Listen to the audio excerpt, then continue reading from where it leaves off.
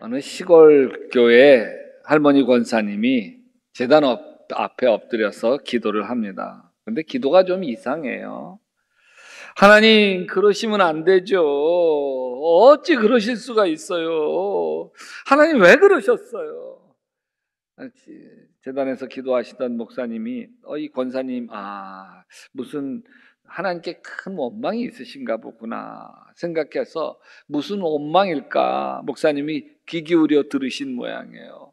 하나님 어떻게 그러실 수가 있어요? 말도 안 돼요. 아무래도 그렇지. 하나님 어떻게 하나밖에 없는 아들 예수를 십자가에 죽이실 수가 있어요? 안 되죠. 네. 제가 전달이 잘 안 되는 모양이죠. 이번 주간은 십자가 고난을 묵상하는 주간입니다. 십자가 십자가 그 위에 나 죽었네. 십자가 고난을 묵상하면 하나님의 위로와 사랑과 은혜가 흐르죠. 왜냐하면 우리 인생이 다 고난이잖아요. 우리 인생이 다 아픔이잖아요.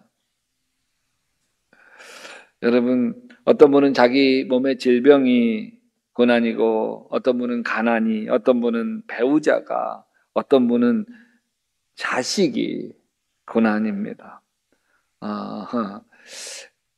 저하고 비슷한 고난을 가지고 계신 분들이 꽤 되실 것 같은데, 저에게 있는 고난은 제 성질이 제 인생의 가장 큰 고난이었습니다.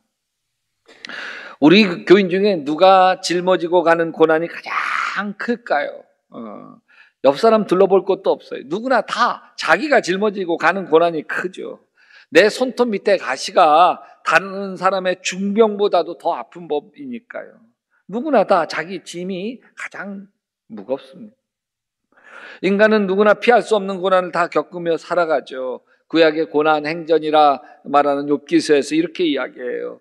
여인에게서 태어난 사람은 그 사는 날이 짧은 데다가 그 생애마저 괴로움으로만 가득 차 있습니다. 근데 여러분, 우리가 이렇게 고난의 길을 걸어갈 때에 이 고난의 길에 친구가 되어서 고난을 이기고 고난을 넘어서게 만드는 굉장히 중요한 친구가 있습니다. 그게 기도입니다.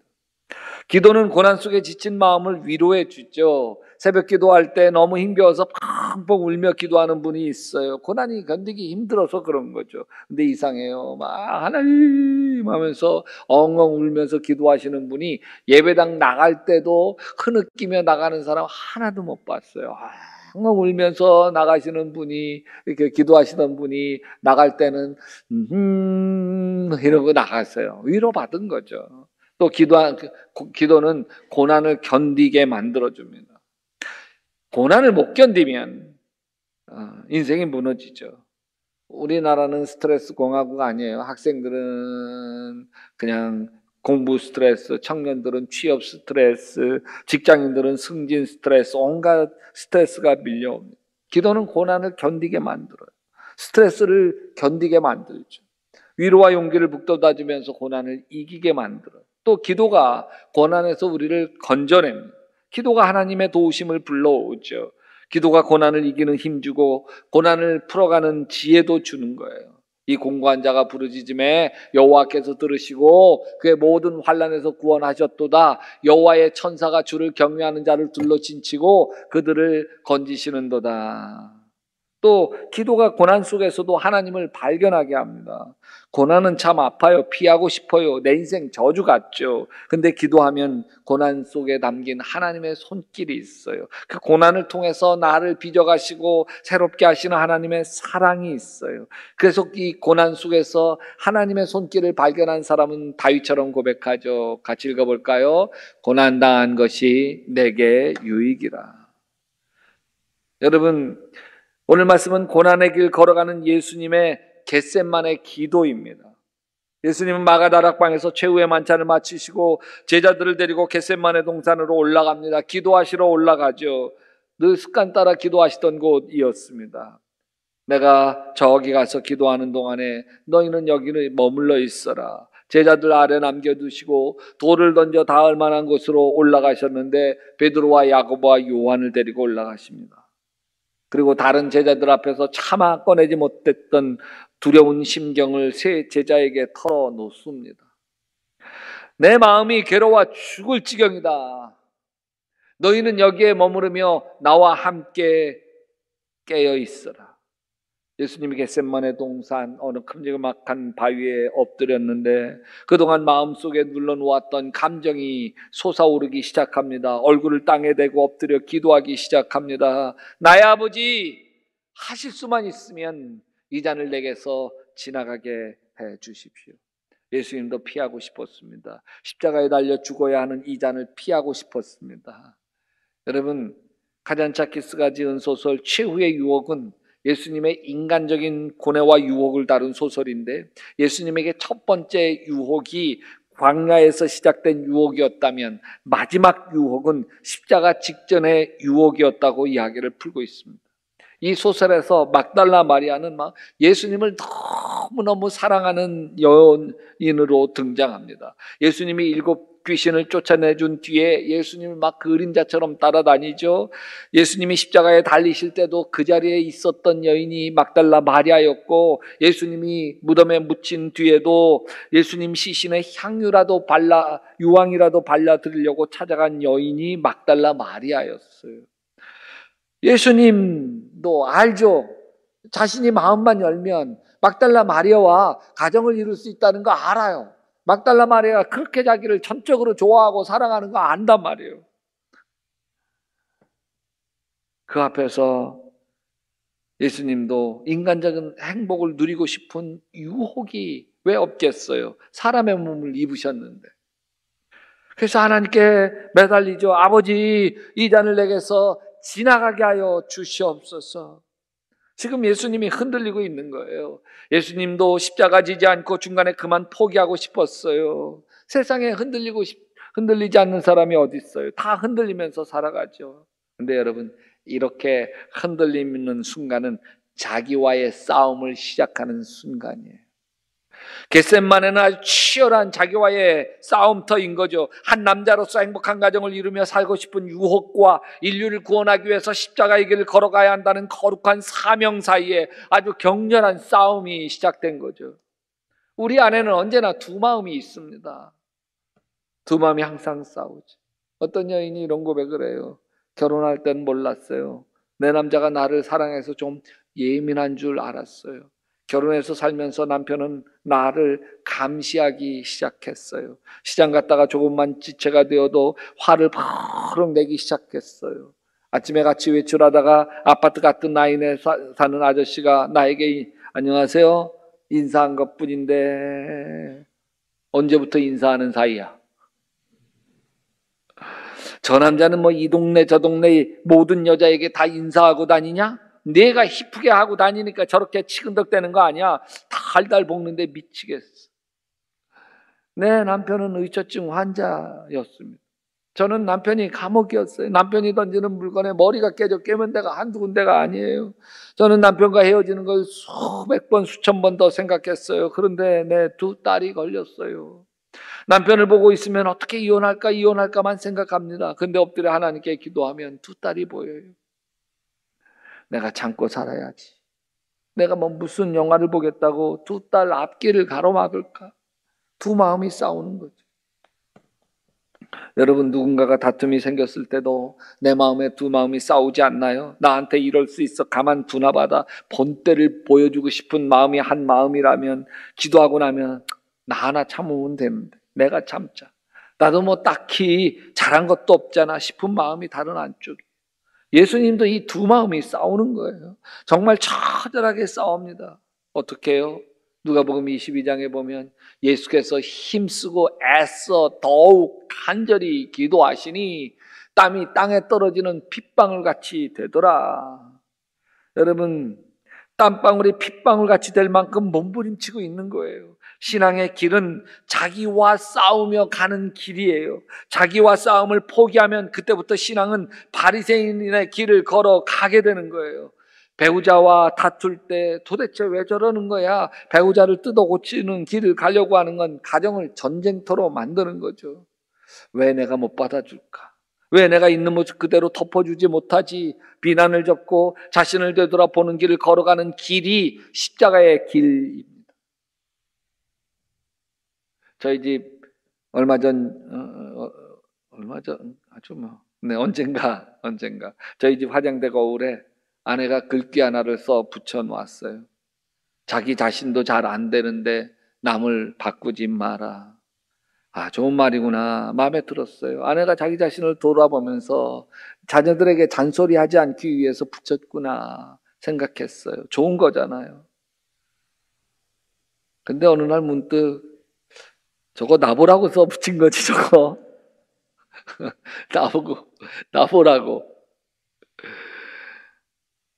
우리 안에 두 마음이 있어요. 하나님의 뜻대로 살려고 하는 마음과 내 뜻대로 살려고 하는 마음이 싸웁니다. 갈라디아서 5장에 보면 내가 이르노니 너희는 성령을 따라 행하라. 그리하면 육체의 욕심을 이루지 아니하리라. 육체의 소욕은 성령을 거스리고 성령은 육체를 거스리나니 이 둘이 서로 대적함으로 너희가 원하는 것을 하지 못하게 하려 함이라. 성경을 따라 살려는 마음과 내 육체의 욕심을 따라 살려는 마음이 서로 대적합니다. 여러분, 바울은 이렇게 고백해요. 나는 내가 원하는 선한 일을 하지 않고 도리어 원치 않는 악한 일을 합니다. 내가 해서는 안 되는 것을 하면 그것을 하는 것은 내가 아니라 내 속에 자리 잡고 있는 죄입니다. 원하는 선 하려는 마음과 원치 않는 악을 하려는 마음이 둘이 싸우는 거예요. 아, 나는 비참한 사람입니다. 누가 이 죽음의 몸에서 나를 건져내겠습니까? 바울은 이 처절한 고뇌 속에서 예수님을 만나고 성령님이 죄의 법의 포로로 잡혀가는 바울을 해방시켜 줍니다. 그래서 고린도전서 9장 27절의 길을 걸어가죠. 나는 내 몸을 쳐 굴복시킵니다. 그것은 내가 남에게 복음을 전하고 나서 도리어 나 스스로는 버림을 받는 가련한 신세가 되지 않으려는 것입니다. 세상에 나쁜 사람은 어떤 사람이 나쁜 사람이에요? 사람 죽인 사람이 나쁜 사람이고 아주 못돼 먹은 사람이 있죠. 나쁜 사람인데 여러분, 나쁜 사람이 나쁜 사람이에요. 나쁜 남편은 나뿐인 남편이 나쁜 남편이고 나쁜 자식은요, 나뿐인 자식이 나쁜 자식인 거죠. 여러분, 나뿐인 사람은 자기중심적이에요. 자기 생각만 옳아요. 자기 방법만 옳죠. 그게 거절되면 막 버럭 화를 내고 혈기를 부립니다. 여러분, 자아가 깨뜨려지는 경험 없이는 신앙의 길을 들어갈 수가 없어요. 제가 개척교회 할 때 한 권사님이 등록했어요. 새벽기도를 비롯해 모든 예배에 다 참석했어요. 얼마나 든든한지, 봉사도 얼마나 잘하는지, 교회 청소도 아주 도맡아 했어요. 그래서 그분에게 아예 교회 열쇠를 맡겼습니다. 아무 때나 오셔서 기도하고 아무 때나 오셔서 교회 돌보도록 맡겼어요. 제가 얼마나 든든해 했는지 몰라요. 근데 지내고 보니까 그분의 입이 방정이야. 입이 사나와 툭 던지는 말들이 다 교인들에게 상처를 줘요.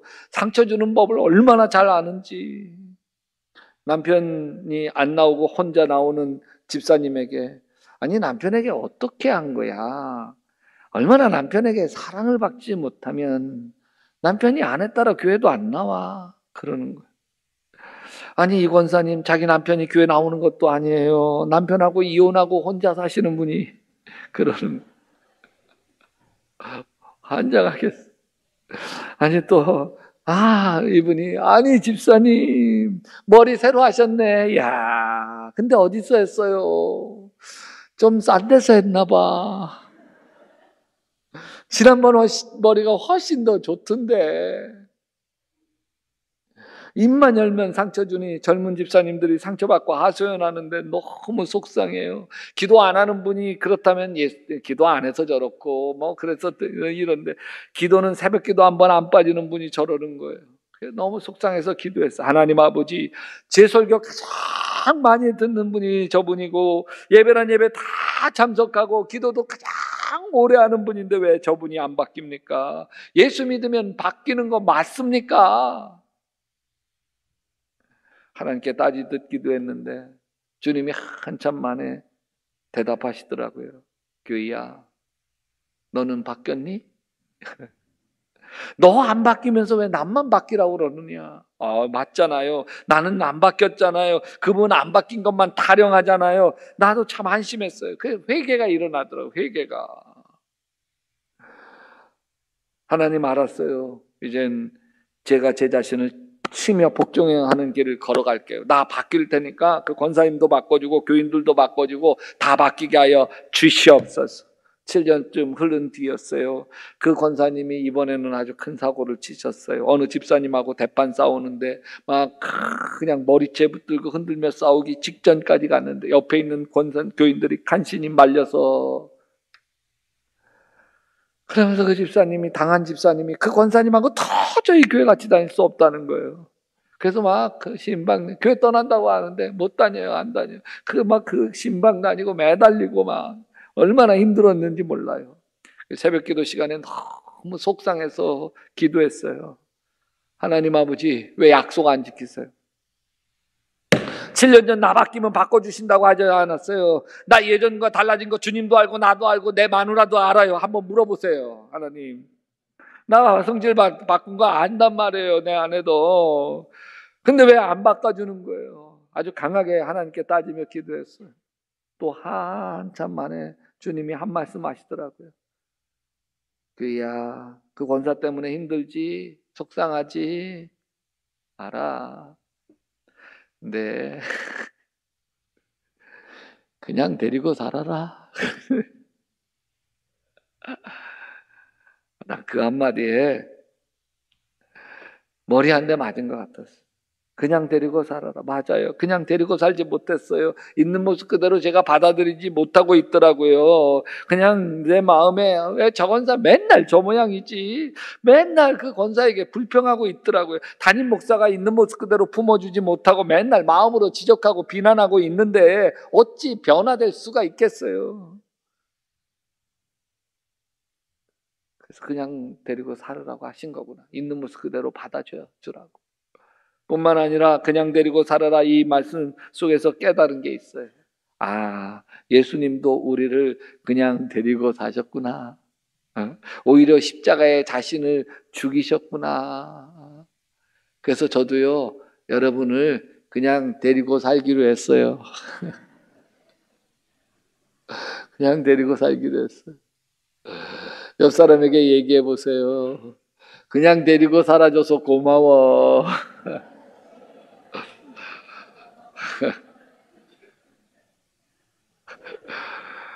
그냥 데리고 삽시다. 그냥 신랑 데리고 살아요. 그냥 여보, 그냥 나 데리고 살아줘. 그냥 속회 식구들 데리고 살아요. 뭐 선교회 식구들, 지랄 맞은 선교회 식구들 있잖아요. 아유, 제가 말을 좀 험하게 하는데 용서해 주세요. 진짜 지랄 맞은 것들이 있어요. 선교회 식구들 다 좋은데 저 인간만 뺐으면 좋겠다. 왜 없어요? 근데 데리고 삽시다. 할렐루야. 예수님이 겟세마네 동산에서 이렇게 기도해요. 나의 아버지, 하실 수만 있으면 이 잔을 내게서 지나가게 해 주십시오. 그러나 내 뜻대로 하지 마시고 아버지 뜻대로 하소서. 여러분, 예수님이 아버지 뜻이 무엇인지 몰라서 기도한 거 아니에요. 아버지 뜻 분명하잖아요. 예수야, 십자가 져! 아버지 뜻이잖아요. 예수님도 아버지 뜻이 뭔지는 아는데 자기 뜻과 다른 거예요. 예수님 자신의 뜻과 아버지 뜻이 다른 거예요. 내 뜻을 포기할 수 없는 거예요. 그래서 기도하는 거죠. 아주 예쁜 딸, 순종 잘하는 예쁜 딸, 어릴 때부터 참 권사님 왜 이렇게 따님이 이뻐요. 근데 키도 모델처럼 크고 얼굴은 뭐 탤런트 같고 근데도 공부도 잘해. 그래서 막 명문대 졸업하고 믿음도 좋아. 틈만 있으면 해외 단기 선교 아프리카 흑인들 돌보고 오는 딸. 그 딸 둔 권사님이 있어요. 딸만 생각하면 늘 행복해. 어느 날 딸이 소개팅을 갔다가 나와서 엄마에게 말해요. 엄마 만나봤는데 사법고시 합격하고 막 검사가 된 사람이랴. 그 사람도 내가 좋은가 봐. 또 만나자고 하네. 야, 그래, 하나님이 널 너무 사랑하셔서 검사 붙여주셨구나. 엄마, 근데 부모님은 권사님인데 그 사람은 교회 안 다닌대.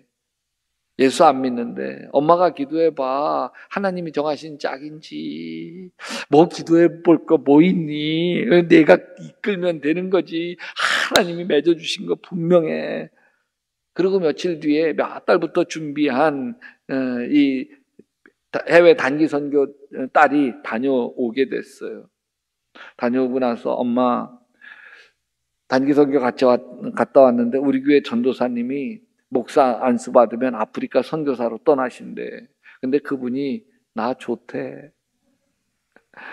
나도 기도해 보면 자꾸 그 전도사님에게 끌리네. 엄마 기도해봐. 하나님이 짝지어주신 분이 검사인지 전도사인지 기도해봐. 그 말을 들은 권사님이 그 다음부터 새벽기도 싸우면서 매달려 기도합니다. 하나님 무엇이 하나님 뜻입니까? 그 좋은 권사입니까? 검사입니까? 아니면 지질이 가난한 전도사입니까? 하나님 뜻 몰라서 매달리는 거 아니에요. 하나님 뜻대로 마옵시고 내 뜻대로 하여 주시옵소서. 제발 딸 마음 전도사로 끌리지 않게 도와 주시옵소서. 예수님은 이렇게 기도합니다. 내 뜻대로 마옵시고 아버지 뜻대로 하옵소서. 결국 내 뜻 내려놔요. 위대한 승리죠.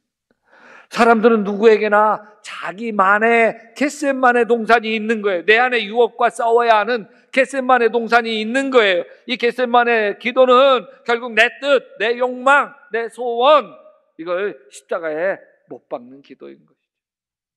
기도는 자기와의 싸움입니다. 기도하기 전에는 내 욕심이 살아있어요. 혈기가 살아있고 그것이 나를 이끌어 갑니다. 그러나 기도를 시작하면 나 자신을 쳐서 복종시키기 시작합니다.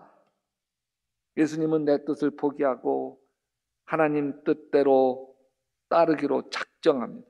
그 마음이 홀가분해져서 졸던 제자들 깨우며 이렇게 십자가를 향해 갑니다.